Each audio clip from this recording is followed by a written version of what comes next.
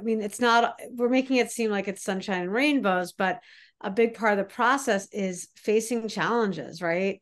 And facing little bumps or big bumps on the road in the process. And so would you be comfortable sharing how you've dealt with a challenge in the process of inventing? Yeah, there are definitely a lot of challenges because we don't have like we don't have the same education as some like adults. We're still only in like for when I started the Dawson Diver stuff, we were only in sophomore year, like it was that summer, so we had no chemistry knowledge, and this is a big chemistry based project, so we knew it was going to be a lot of difficulty taking this on. But a big part of it is just asking for help. We asked our chemistry teachers for help. We asked Mr. Scott for help with various like building problems.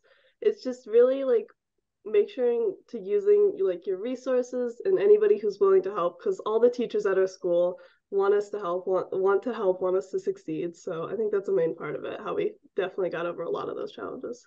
From graduating Patterson, New Jersey, which is all black and all Hispanic school with just one Asian in the whole class, Hmm. we lack resources for sure.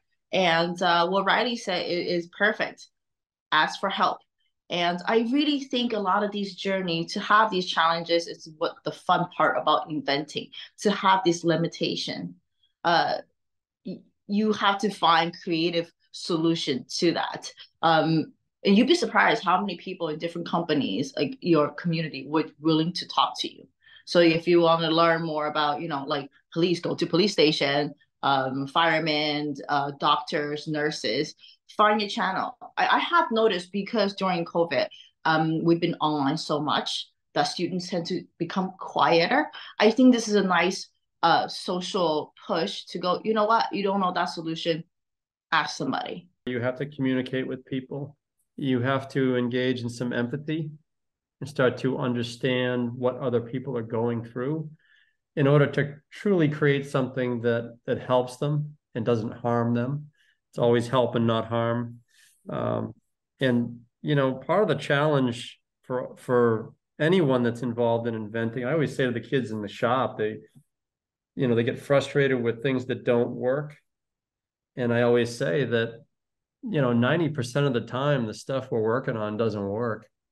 So, you get to that point where it finally does start to work, and then it becomes more consistent.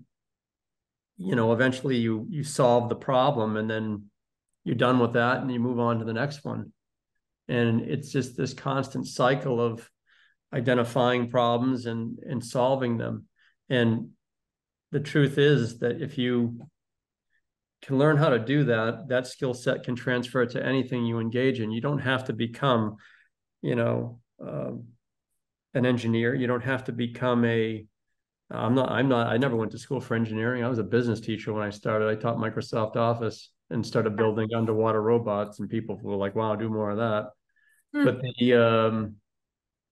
these are transferable skills to anything you want to do in life. And I always joke, like kids will say, well, I don't know if I want to be an engineer. And I said, well, it's going to be like 9 o'clock on a Sunday night and your kitchen sink or your toilet's going to be leaking. You can't get a plumber. You'll become an engineer or an inventor real quick. You're going to figure out how to solve problems in a hurry, or it's going to cost you like $1,000 to get somebody on a Sunday night.